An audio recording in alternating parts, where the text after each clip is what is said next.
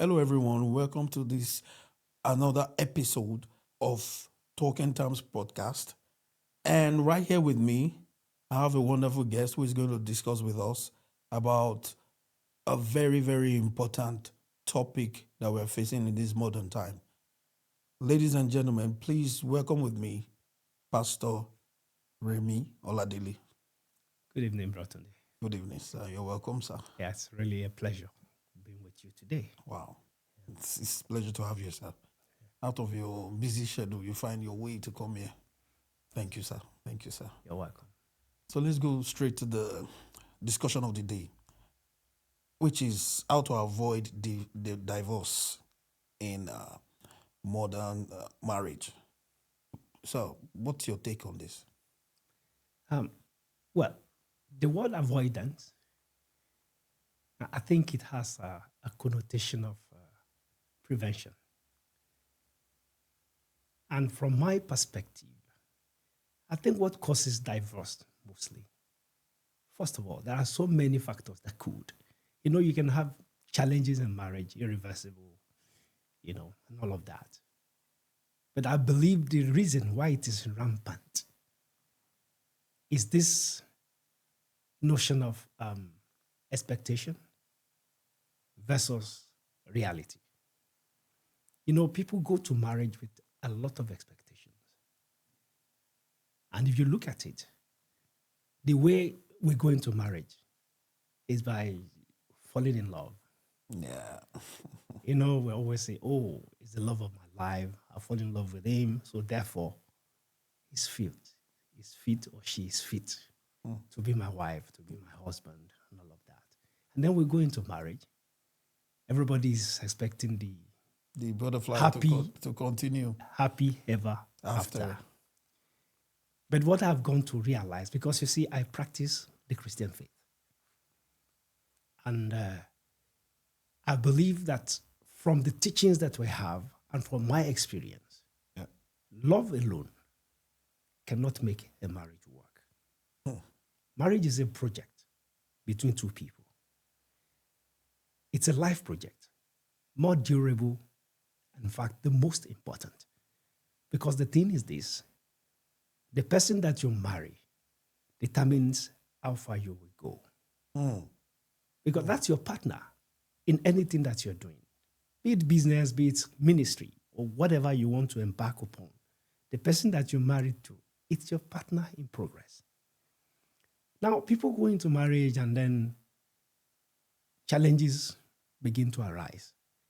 Like in every project, any project that you're doing in life, there will always be challenges, setbacks, and all of that. And when that begins to happen, the butterflies will go away.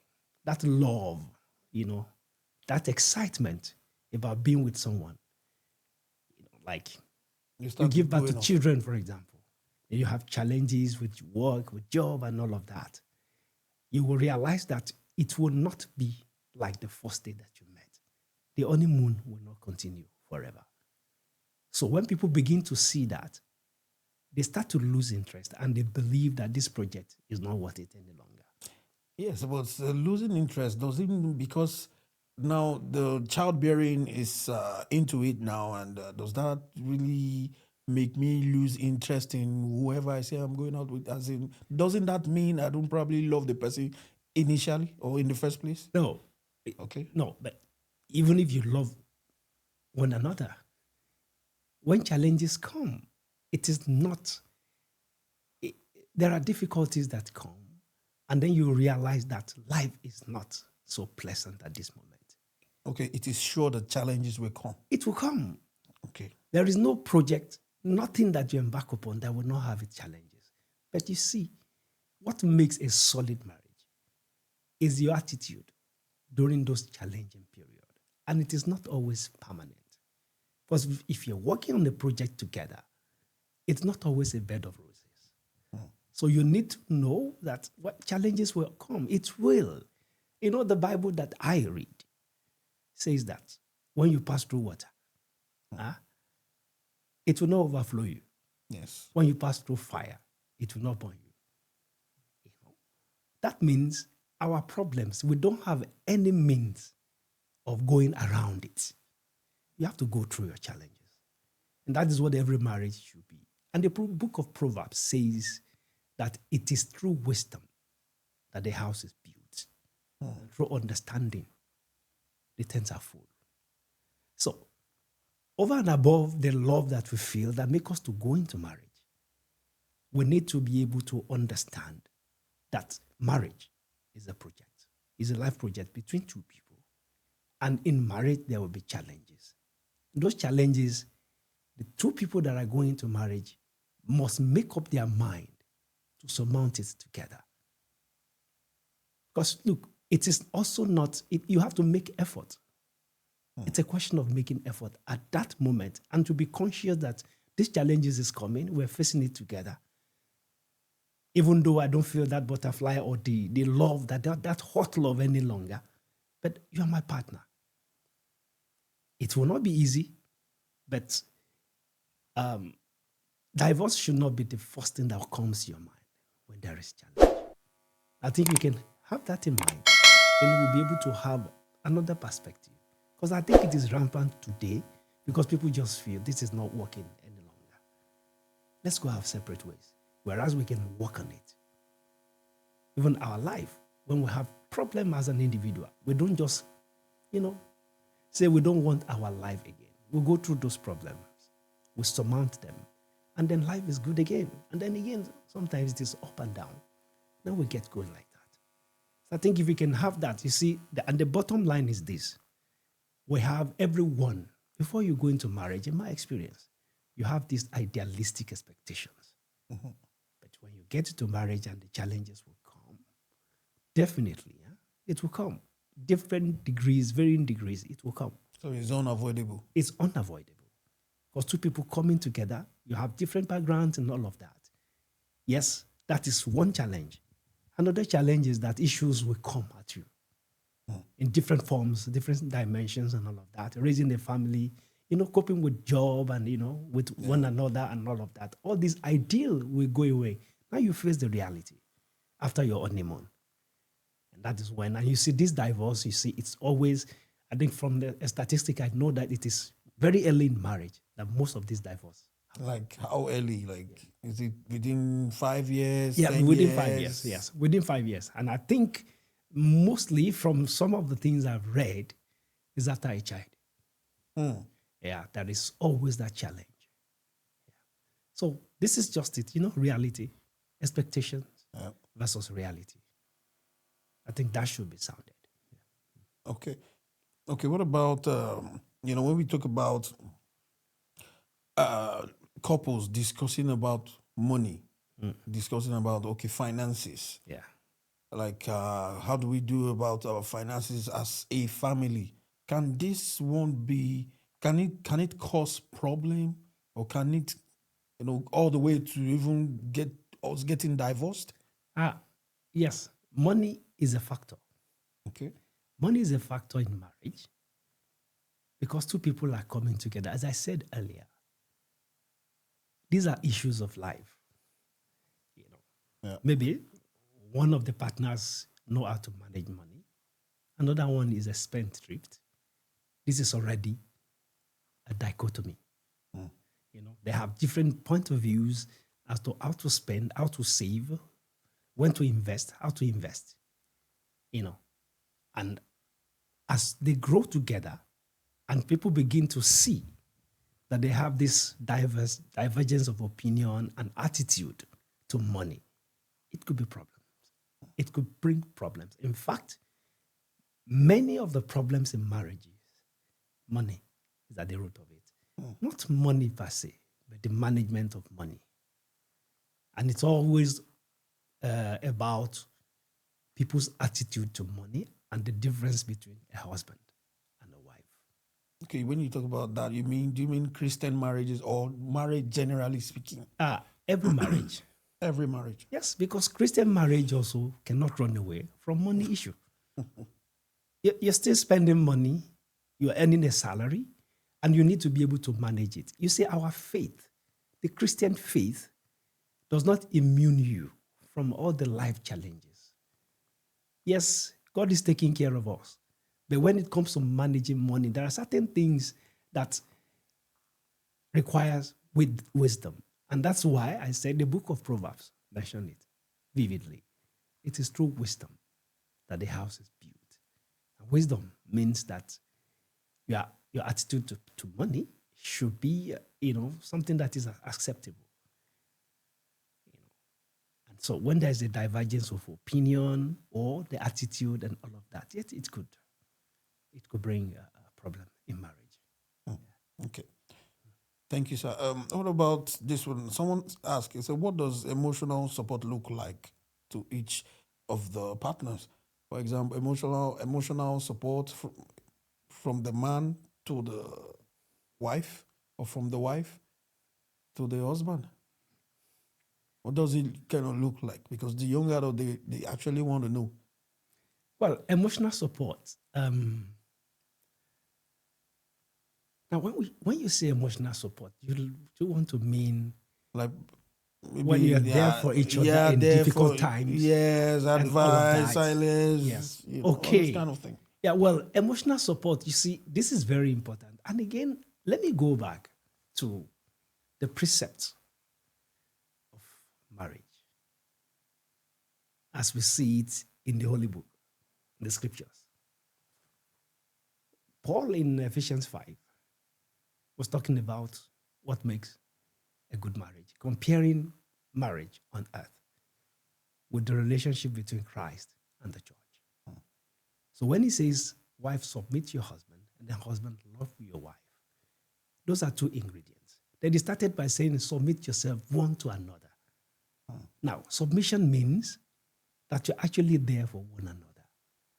You have your shoulders to rest your head on, vice versa.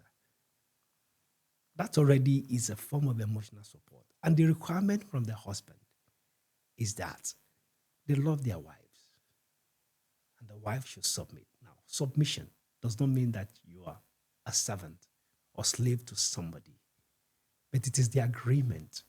That is, there is always an hierarchy in a place. Husband as the head, the wife as the helpmate. Now, respect from a wife is the love language for the husband. But many of them don't know this one. No, well, again, I think it is the interpretation. If you see it as slavery, if you see it as being subservient, then you may find it very difficult. Do you know that the expression of love by women to their husband is mostly demonstrated through their respect for their husband? And a husband that loves the wife respects the wife. So love begets respect, and respect begets love. And if that is intact, you will realize that easily the two of you will be able to make shoulders for the other one to rest upon. Yes. That is really the thing. Well, it's a basic, actually. It's a basic. Now, again, if you're in a marriage, like in any other relationship, what is expected of you is that you are empathetic to your partner. Again, emotional support. Because if I'm in distress, the next person that is there to console me inside my house will be my wife, and vice versa. Or in the case where you don't get it. Yes. But, well, look, this is just part of the thing. It's a journey. Marriage is really, really a journey. And I also understand that it's not one day that people will get it. But where there's patience and perseverance, and then the love and respect is there, these things could be worked out. Yes, you will go in and out of conflicts and all of that. But if you make up your mind that this is a project, like we started, this is a project that we need to work on. Work is very important. Yes, we can pray. As pastors, we pray for couples. We pray that, couples don't divorce and all of that. But we also sound the warning that they have some work to do on themselves, and towards one another. Yeah, and you see, you will get emotional support if really you are into a project with your spouse and you understand that you are in it together and you need to work it out. Not that after every small conflict or disagreement, you think you have an option to go out. That's powerful. That's powerful. So, one of the young adults also asked, they said, how do we deal with stress without taking it out on each other? Is what she said. How do we deal with stress without taking it out on each other? But it's also the understanding, you know. I know when there is stress, there is the tendency. We're all not immune to that. Even personally, when I'm stressed, the natural, instinct is that you are irritated, you want to be left alone and all of that. And then you have a spouse who, despite the fact that they know that you're stressed, but again, and this is a twist anyway. Sometimes in the process of comforting somebody, you could irritate them when they are stressed. You get what I mean? So now, what I have found out is that sometimes the understanding that when somebody is stressed, you can leave them alone. It's important.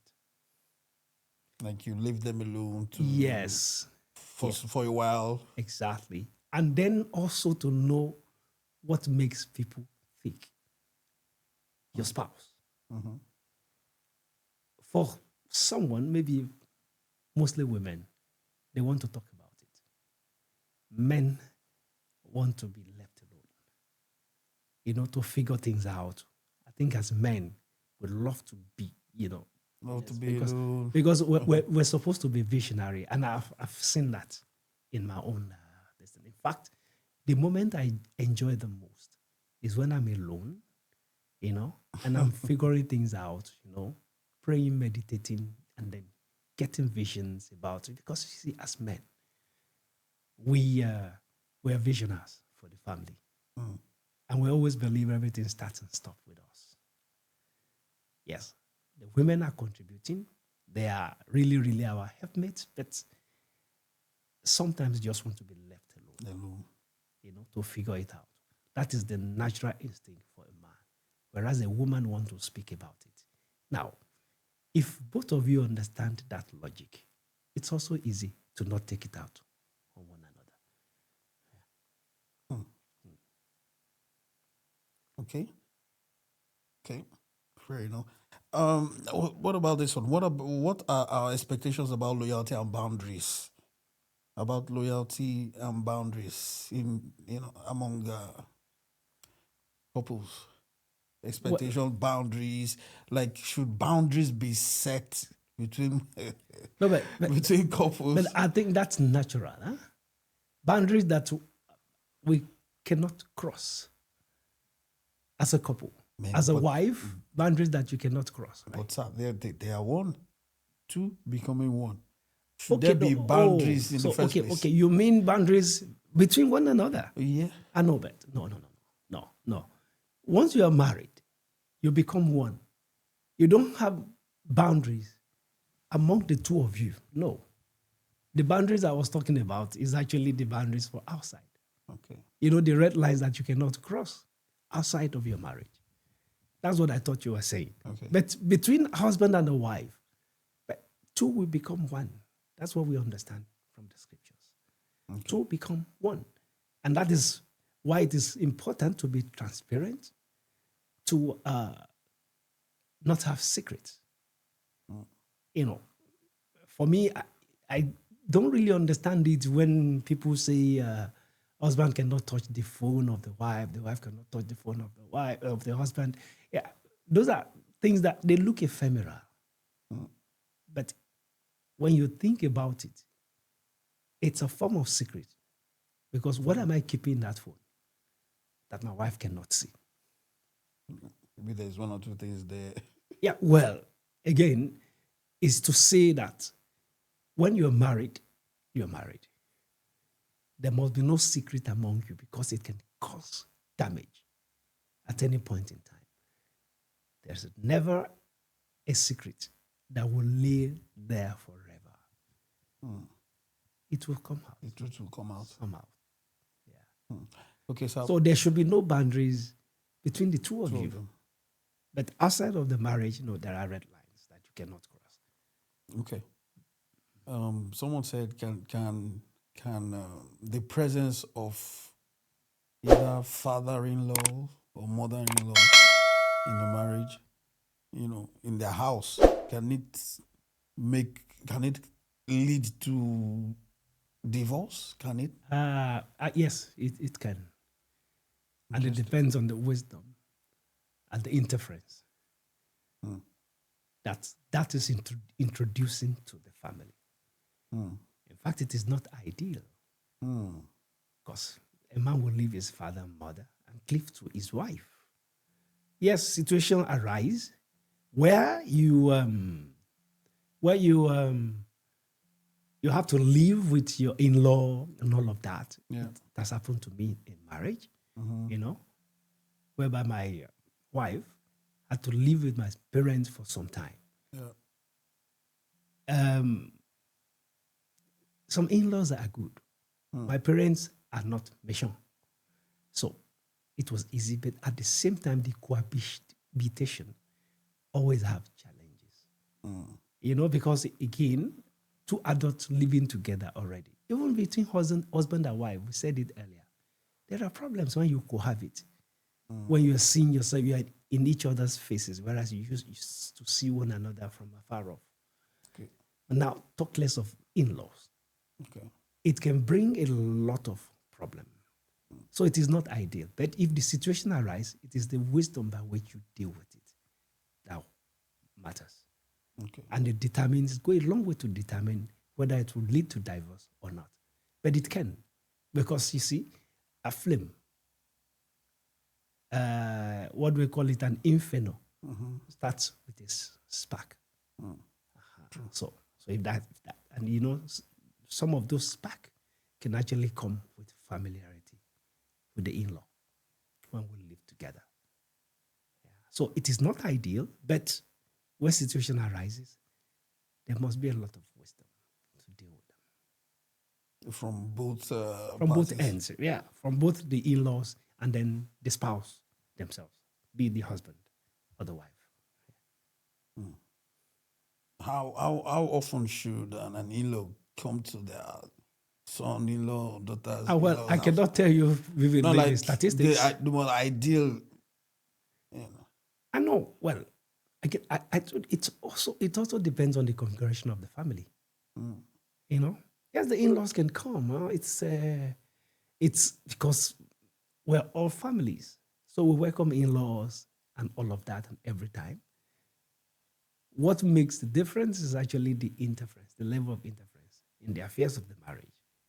Okay. And how wisely both sides are dealing with this situation. Yeah. And let me sound it, it is not ideal, but when this situation arises, and the configuration of the family as well, it matters a lot. Okay. We must learn to cleave to one another as husband and wife. Okay. Okay, to round it up, to round the discussion up, for the young adults, they want to know, they're not supposed to have third party in their marriage. Yeah. Not supposed to have third party. But is it proper to have, in quote unquote, a pastor, if they're a Christian, a pastor, or someone who, when they have issues, they can run to? Yeah. Or they should just keep whatever it is to themselves? Yeah. Okay. Now, I think I get a little bit what you want to mean. No one can survive without having a mentor, someone to confide in. And it's the same thing with couples. Because husband and wife, they are one. And if you want to go far, you cannot go alone. You need wisdom. Because the marriage, a couple that get married today, they don't have that experience before. And this is why this kind of talk is also important. Because it's giving some insight to those who are starting. It's a kind of wisdom. It's mentoring as well. So you need someone that you can actually confide in. But not many people. Just someone that you respect. And that person, must be someone who is living by example. Yeah. So going to your pastor, but not for everything. It must be in extreme cases. Not a little issue in the house, you're taking it quickly out. Run out there. A husband and wife, the reason why you have gotten married is because you're matured enough to get married. And that is why someone below 18 cannot get married in many countries in the world, except for, a few exceptions. Yeah, so the moment you're going to marriage, the first statement that you're making is that I'm old enough to steer the affairs of my life. It's the same thing for the husband and the wife. So as much as possible, issues must be settled between a husband and a wife. But if there is a difficult moment and you need to confide in someone, it has to be someone who is respected, who is reputed, and who has lived or walked your path before. And that difficult moment, is it avoidable or not? Well, I said it before. There will be difficult moments. I'm very sure that you're young in marriage, but you will have experienced a little of it. Yeah, but from my experience, there is no way that there will not be turbulence. There will be. So first of all, you must learn to actually manage your affairs. Yeah. Because the first statement after marriage, or when you're going to marriage, is that we're not adults. We can live alone with one another. That's what you're saying. So the maturity actually to settle your matter within both of you is required. Yes. But if it is getting out of hand, rather than letting it, break the marriage, it's good to confide in someone that is respected, reputable, and that, somebody that is tested. And trusted. That is trusted. That is very important. Yeah. Wow. Thank you so much, sir. Thank you. It's really a great session right here. I really hope we can have more time on this topic. Yeah. Maybe some other time when you come, yes, we will have more to discuss about on marriage. That's all right. Thank you so much, sir. I'm really grateful. Yeah, it's my pleasure.